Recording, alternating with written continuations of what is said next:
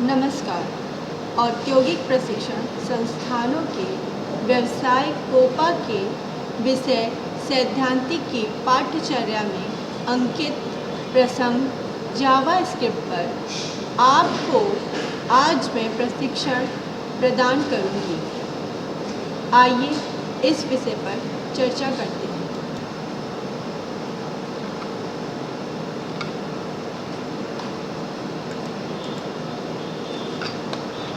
JavaScript क्या है? JavaScript एक डायनामिक कंप्यूटर प्रोग्रामिंग भाषा है। यह एक इंटरप्रेटेड ओरिएंटेड भाषा है। जावास्क्रिप्ट को client side, server side script के नाम से भी जाना जाता है, जिसकी मदद से एक गतिशील वेब पेज बनाया जाता है।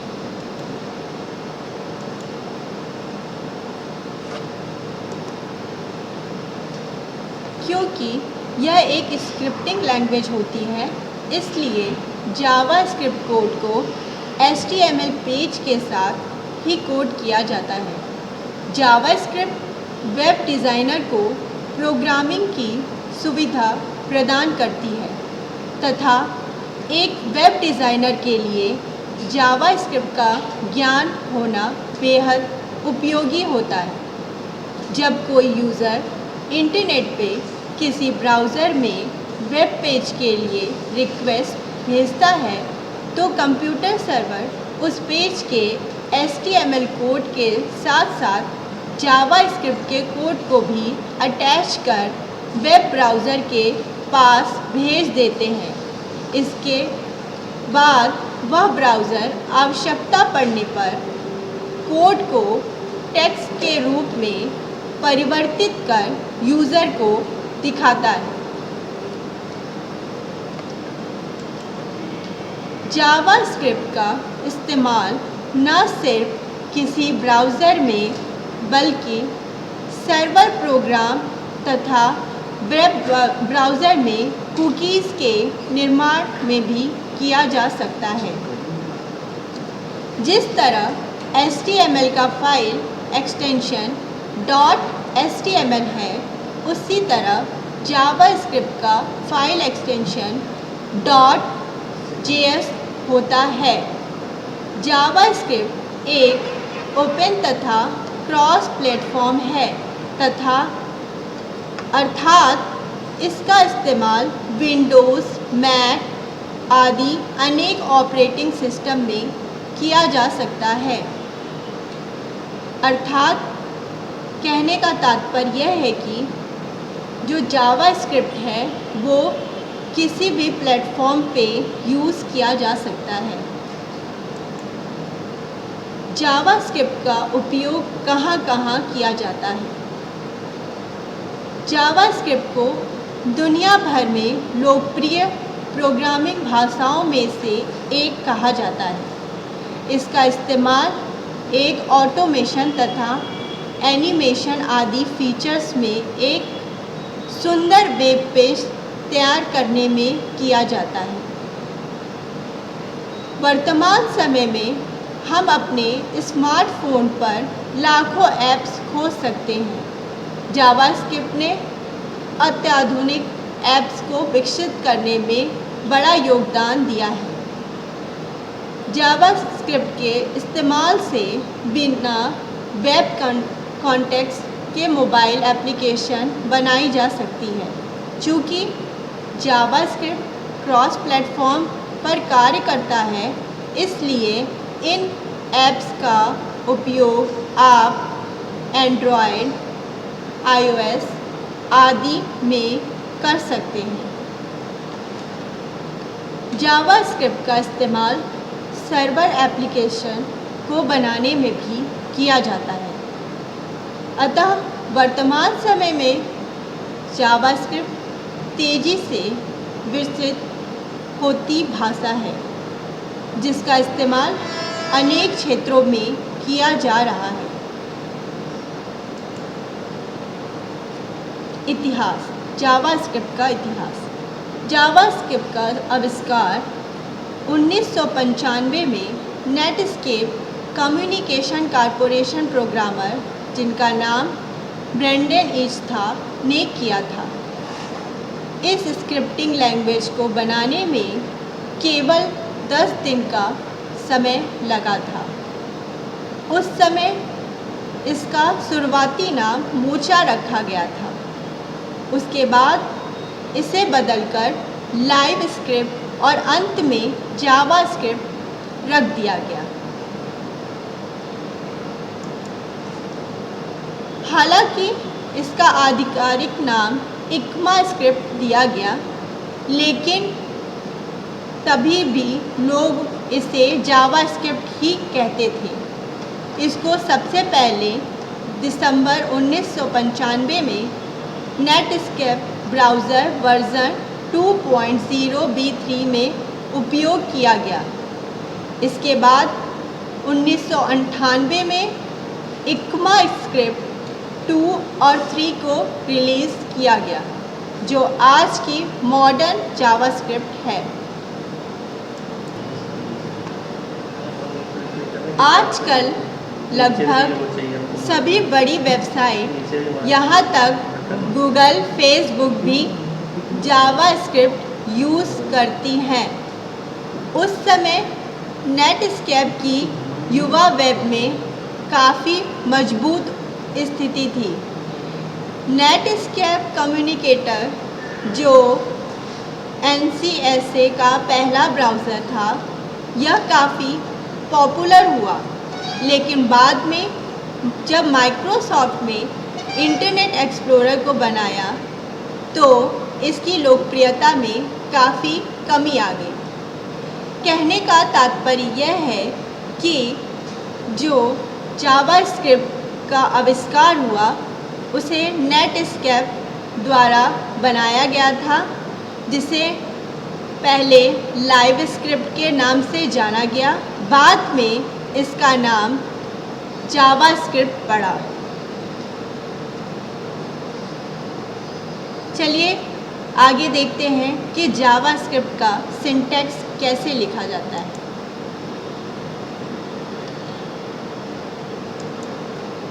JavaScript syntax. सिंटैक्स से तात्पर्य यहाँ कि कोडिंग में इस प्रोग्रामिंग को लिखने का तरीका कैसा होगा, किस तरीके से इसे लिखा जाएगा। जावास्क्रिप्ट सिंटैक्स नियमों के एक सेट को संदर्भित करता है, जो यह निर्धारित करता है कि किसी प्रोग्रामर द्वारा लैंग्वेज कैसे लिखी जाएगी और ब्राउज़र द्वारा कैसे इंटरप्रेटेड की जाएगी। जावास्क्रिप्ट को एक वेब पेज में स्क्रिप्ट टैग, जो एक HTML टैग है, के भीतर रखे गए जावास्क्रिप्ट स्टेटमेंट का उपयोग करके लागू किया जाता है। यहाँ यह बताना है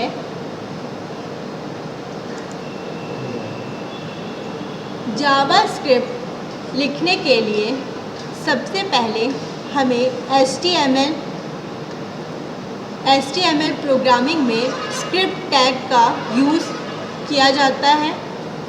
फिर जो भी कोड हमें रन कराना होता है वो स्क्रिप्ट टैग के बीच में लिखा जाता है, जिसे स्टेटमेंट्स कहा जाता है। फिर हम स्क्रिप्ट टैग को क्लोज करते हैं।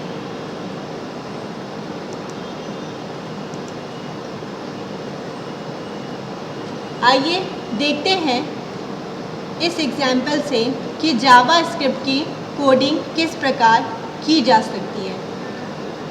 इस एग्जाम्पल में हम देख रहे हैं कि एक HTML टैग है, जिसमें बॉडी टैग के अंदर एक पैरा टैग में लिखा गया है this is a JavaScript program. फिर उसके नीचे स्क्रिप्ट टैग लगाया गया है। स्क्रिप्ट टैग के अंदर जो भी प्रोग्रामिंग लाइन ऑफ कोड्स होते हैं उसे जावास्क्रिप्ट या ब्राउज़र के इंटरप्रेटर द्वारा इंटरप्रेटेड किया जाता है। ये स्क्रिप्ट टैग ये इंटरप्रेटर को इन्फॉर्म करता है कि यहाँ से जावास्क्रिप्ट की प्रोग्रामिंग शुरू हुई है। ये अलर्ट हेलो वर्ल्ड सेमीकोलन, ये अलर्ट बॉक्स के रूप में हेलो वर्ल्ड शो करेगा। यहाँ स्क्रिप्ट टैग को क्लोज़ किया गया है, फिर बॉडी को क्लोज़ किया है, फिर HTML। आइए देखते हैं कि इसका आउटपुट कैसा दिखेगा। ये एक वेब पेज है जिसमें ये अलर्ट बॉक्स बन के आएगा, जिसमें लिखा है, जिसमें मैंने लिखा था हेलो वर्ल्ड, ऐसे वहाँ पे आप कुछ और भी लिख सकते हैं, जो भी आपको अलर्ट करना है वैसा कोई भी मैसेज आप उसमें लिख सकते हैं। तो मैंने यहाँ पे एग्जांपल लिया था हेलो वर्ल्ड का, तो यहाँ पर हेलो वर्ल्ड लिख के शो हुआ है। जावास्क्रिप्ट लिखने के स्टेप 1 में सबसे पहले नोटपैड को ओपन कर लीजिए। फिर स्टेप 2, अब जो कोड मैंने ऊपर दिया गया है उसे कॉपी करके नोटपैड पे पेस्ट कर लीजिए। आप कॉपी पेस्ट भी कर सकते हैं या नोटपैड पे टाइप भी कर सकते हैं। स्टेप 3, फिर इस कोड को helloworld.html नाम से सेव कीजिए। यहाँ फाइल का नाम आप अपने प्रोग्राम के हिसाब से कुछ भी रख सकते हैं। स्टेप 4, नोटपैड बंद कर दीजिए। hello.html फाइल को ब्राउज़र में ओपन कीजिए। आपका हेलो वर्ल्ड प्रोग्राम बन चुका है, जो इस प्रकार प्रदर्शित होगा।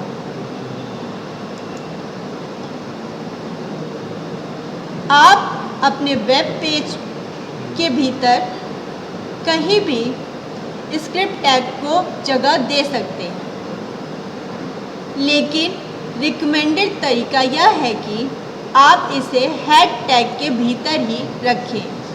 इसका इस्तेमाल करने का पर्पस यह है कि यह ब्राउज़र के प्रोग्राम को इन टैग्स के बीच इस्तेमाल किए गए सभी टैग्स को स्क्रिप्ट के रूप में इंटरप्रेटिंग शुरू करने के लिए अलर्ट करता है।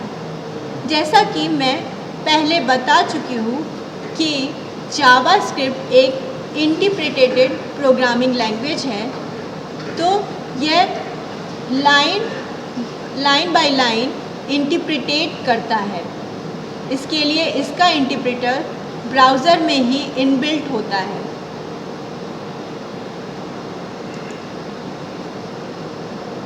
आगे है जावास्क्रिप्ट वेरिएबल्स। कई अन्य प्रोग्रामिंग लैंग्वेज की तरह ही जावास्क्रिप्ट में भी वेरिएबल्स होते हैं।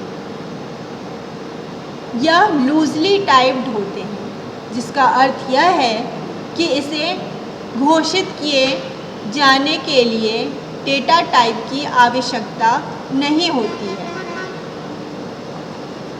अन्य प्रोग्रामिंग लैंग्वेज की तरह जावास्क्रिप्ट में भी वेरिएबल्स होते हैं, पर इन्हें डिक्लेयर करने की आवश्यकता नहीं होती है।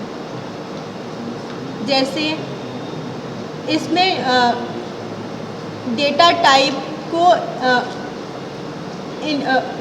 डिक्लेयर करने की आवश्यकता नहीं होती है। जावा में इंट, फ्लोट जैसे डेटा टाइप को पहले इनिशियलाइज करके डिक्लेयर करना होता है, पर जावास्क्रिप्ट में ऐसा कुछ भी डिक्लेयर करने की आवश्यकता नहीं होती है।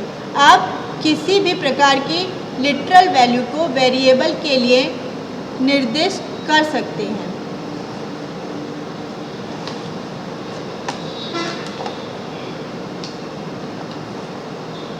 किसी जावास्क्रिप्ट प्रोग्राम में वेरिएबल का उपयोग करने से पहले आपको इसे घोषित करना चाहिए।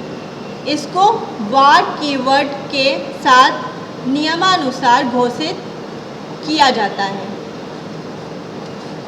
जैसा कि पहले बताया जा चुका है कि जावास्क्रिप्ट में वेरिएबल्स को घोषित करने की आवश्यकता नहीं होती है, लेकिन एक अच्छी प्रोग्रामिंग के लिए ये एक अच्छी परंपरा होती है कि हम वेरिएबल को डिक्लेयर करें, और यहाँ पे डिक्लेयर करने के लिए वार कीवर्ड यूज़ किया जाता है।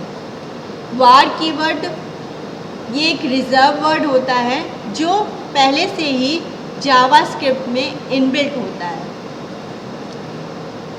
इसकी मीनिंग जावास्क्रिप्ट के प्रोग्रामिंग में पहले से ही रिजर्व होती है। यहाँ पर यहाँ वार कीवर्ड है और ये वेरिएबल का नाम x यहाँ पे लिखा गया है =5 सेमीकोलन। इस तरीके से हम यहाँ पर वेरिएबल को इनिशियलाइज करते हैं।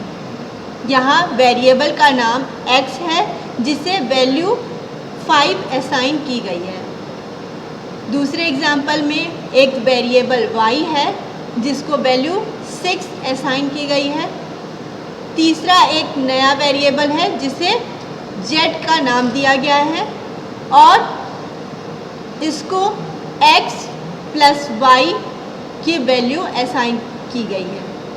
कहने का तात्पर्य यह है कि यहाँ पे x = 5 प्लस y = 6,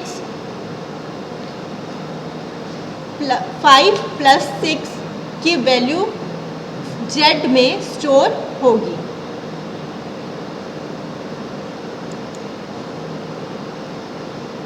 अगला है जावास्क्रिप्ट ऑपरेटर्स। इन ऑपरेटर्स का उपयोग मूल्यों को निर्दिष्ट करने, मूल्यों की तुलना करने, अंकगणितीय संचालन करने और भी बहुत कुछ कार्य करने के लिए किया जाता है। उदाहरण के लिए 2 + 3 = 5 है। यहाँ 2 और 3 ऑपरेंड्स हैं और प्लस ऑपरेटर है।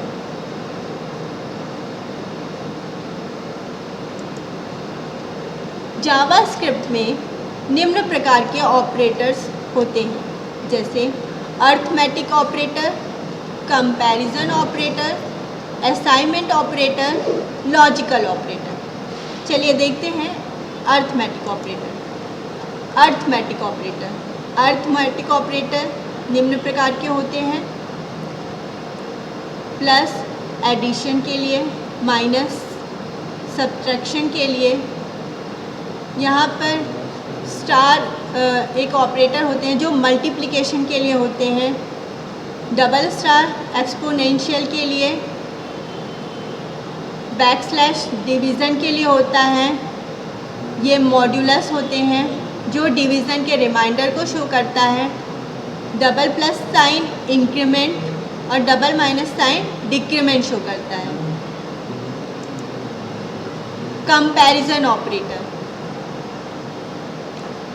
कंपैरिजन ऑपरेटर निम्न प्रकार के होते हैं: double equal sign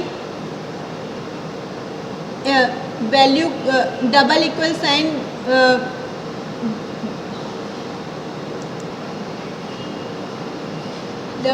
sign equal to के लिए होता है। Triple equal sign equal value and equal data type को रिटर्न करता है। Not equal sign, not equal value or not equal type, greater than, less than, greater than और equal to, less then और equal to, ternary operator.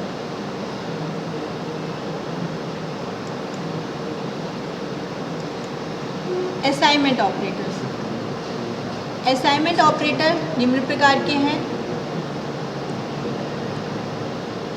Equal x = y, जिसे x की value को assign करने के लिए यहाँ पर y यहाँ पे दो ऑपरेंड हैं x और y। यहाँ पर x इक्वल y ये बता रहा है कि जो x की वैल्यू है वहाँ y के वैल्यू x में y के वैल्यू को स्टोर करेंगे। Plus equal sign x plus equal y, that means x equal x plus y। Minus equal x minus equal y, x equal x minus y। Star equal x star equal y, x equal x star y। Means x equal x into y।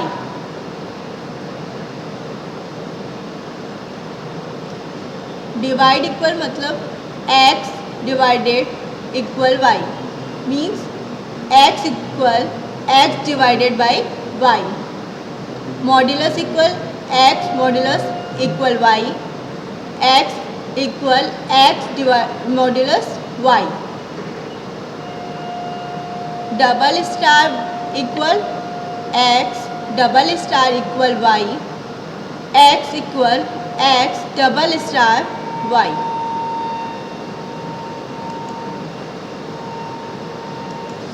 अगला है logical operators.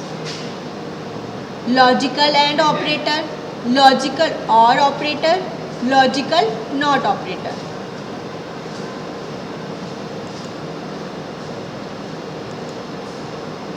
JavaScript function, यह code का एक block है जिसे किसी particular task को पूरा करने के लिए डिज़ाइन किया जाता है। इससे एक कोड को बार बार लिखने की ज़रूरत खत्म हो जाती है। यह प्रोग्रामर को मॉड्यूल कोड लिखने में मदद करता है। किसी फंक्शन का उपयोग करने से पहले हमें इसे डिफ़ाइन करना होता है। जावास्क्रिप्ट में किसी फंक्शन को डिफ़ाइन करने के लिए हम फंक्शन से पहले कीवर्ड लिखते हैं। उसके बाद फंक्शन नेम और पैरामीटर्स लिस्ट लिखने के बाद स्टेटमेंट को कर्ली ब्रैकेट में बंद कर देते हैं। आइए देखते हैं कि जावास्क्रिप्ट फंक्शन कैसे लिखा जाता है। यहाँ बताया गया है कि सबसे पहले फंक्शन यहाँ पे दो तरीके से हो सकते हैं, function without parameter, function with parameter. चलिए सबसे पहले देखते हैं कि फंक्शन विदाउट पैरामीटर का सिंटैक्स कैसे लिखा जाएगा। सबसे पहले फंक्शन कीवर्ड यूज़ करते हैं। पहले यहाँ मैंने बता रखा है कि जो फंक्शन कीवर्ड्स होते हैं वो रिजर्व वर्ड होते हैं और जो इस प्रोग्रामिंग में पहले से ही डिफ़ाइन होते हैं। तो इस कीवर्ड में ये जो कीवर्ड लिखने का तरीका होता है उसे वैसे ही लिखा जाता है। आपको यहाँ बता दें कि जो जावास्क्रिप्ट होती है वो केस सेंसिटिव प्रोग्रामिंग लैंग्वेज है, जिसका तात्पर्य यह है कि अगर यहाँ पर हम फंक्शन को कैपिटल लेटर में लिखेंगे तो यह इसका मीनिंग चेंज हो जाएगा और यह कीवर्ड के जैसे काम नहीं करेगा। तो ये केस सेंसिटिव होता है। तो यहाँ पे कीवर्ड अगर स्मॉल लेटर में डिफ़ाइन किया गया है तो यहाँ पे कीवर्ड को स्मॉल लेटर में ही लिखेंगे। तो फंक्शन यहाँ पे सबसे पहले फंक्शन कीवर्ड लिखेंगे, उसके बाद फंक्शन का नाम। फंक्शन का नाम हम कुछ भी रख सकते हैं। कोशिश करते हैं कि जिस तरीके का फंक्शन हम आगे करना चाहते हैं, जैसे सम, सब्सट्रैक्शन, मल्टीप्लिकेशन, परसेंटेज, जिस तरीके का भी हम मैथमेटिकल फंक्शन आगे लगाना चाहते हैं हम उस तरीके का फंक्शन नाम लिख सकते हैं।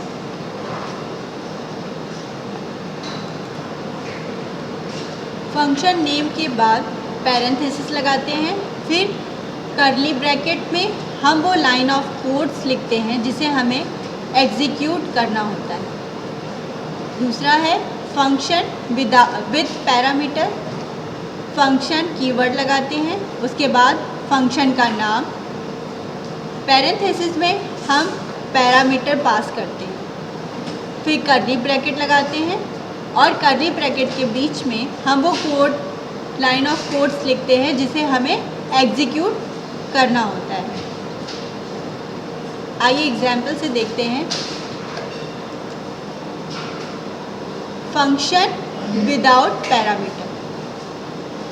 इस एग्जाम्पल में एक HTML टैग है, प्रोग्रामिंग है जिसमें हमने जावा स्क्रिप्ट की कोडिंग की है, जहाँ पर HTML टैग लगा है, फिर बॉडी में H1 टैग में फंक्शन H1 टैग यहाँ पे हेडिंग के लिए यूज़ किया जाता है, यहाँ P टैग पैरा के लिए यूज़ किया जाता है।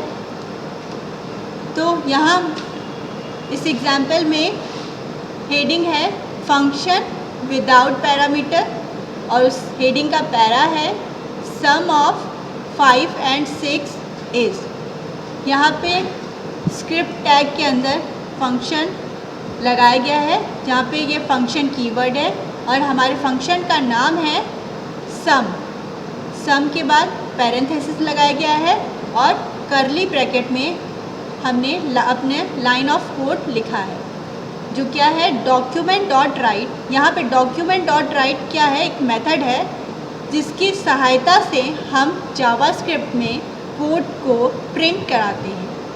तो ये एक मेथड है और इस पैरेंथेसिस में हम अपने मेथड को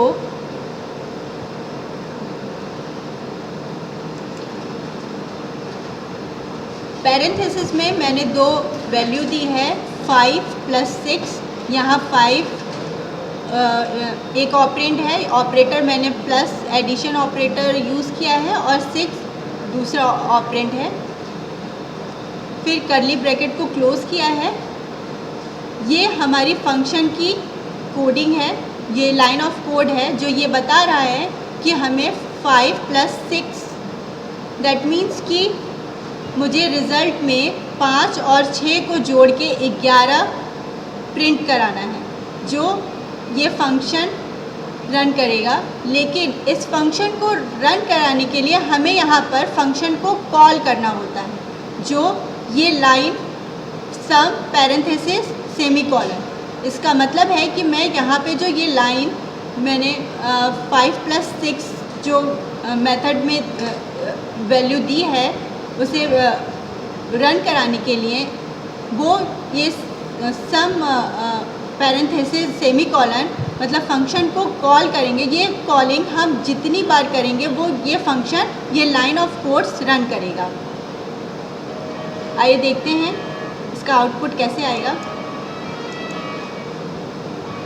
जैसे इसका आउटपुट ये वेब पेज में दिख रहा है कि मैंने बताया था कि हेडिंग क्या है हमारा फंक्शन विदाउट पैरामीटर, और पैरा में मैंने जो लिखा था वो था सम ऑफ 5 and 6, और हमारा जब फंक्शन रन किया और उसके बाद जब मैंने फंक्शन को कॉल किया तो ये वैल्यू दे रहा है 11।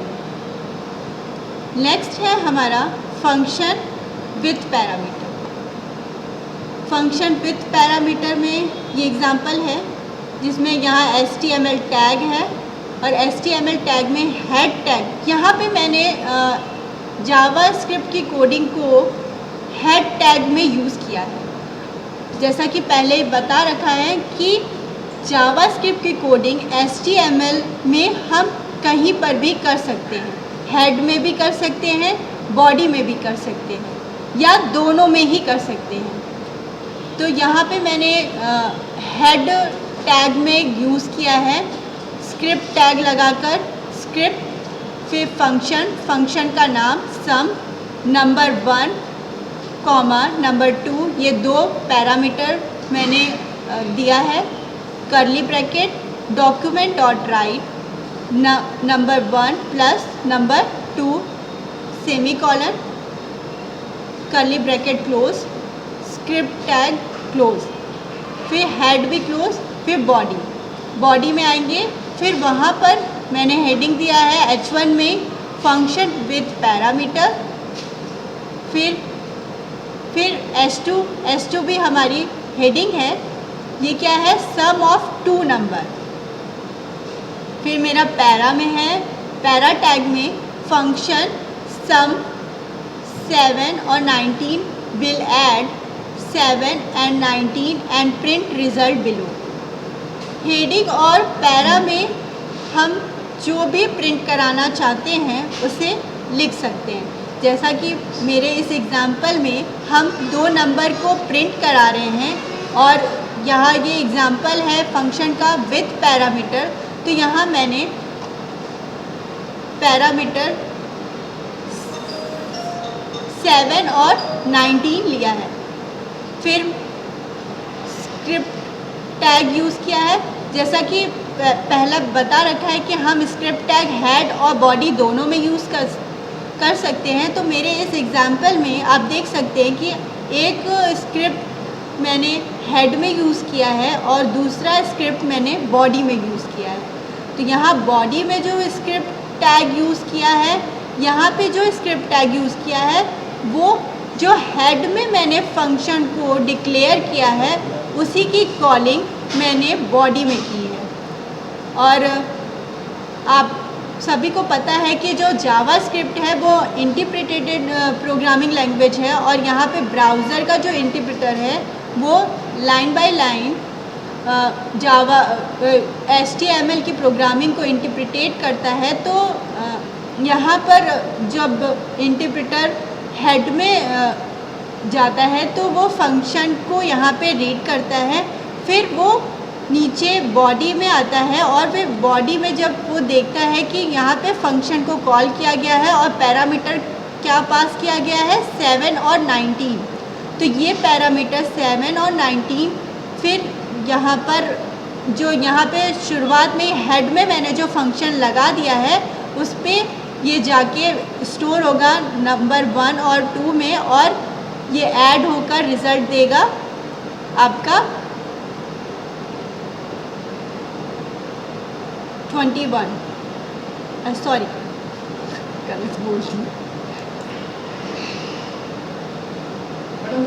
अगली प्रोग्रामिंग में आगे प्रोग्रामिंग में है कि हम फिर फंक्शन को कॉल किए हैं। यहाँ पे मैंने पैरामीटर पास किया है 3 और 17। तो इस एग्ज़ाम्पल से हम ये शो कर रहे हैं कि हम एक बार फंक्शन को लिख के हम कई बार इसको कॉल करके इसके पैरामीटर्स को चेंज करके हम कई बार इस फंक्शन को कॉल कर सकते हैं और वैल्यू को प्रिंट करा सकते हैं। आइए देखते हैं कि इसका आउटपुट कैसे आएगा। यहाँ देखिए फंक्शन विथ पैरामीटर जो हेडिंग में था, फिर सब हेडिंग में था आपका सम ऑफ 2 नंबर, पैरा में था जो मैं लिखा हुआ था कि function sum 7 19 will add 7 and 19 and print result below. और फिर जो फंक्शन को कॉल किया गया था और उसका पैरामीटर जो पास किया गया था 7 और 19, तो उसकी वैल्यू उसने प्रिंट की 26। और उसके बाद फिर से जब स्क्रिप्ट टैग लगा के जब फंक्शन को दोबारा से कॉल किया गया, जो फंक्शन मैंने हेड में डिफ़ाइन कर रखा था, तो उसकी वैल्यू क्या आई, 20।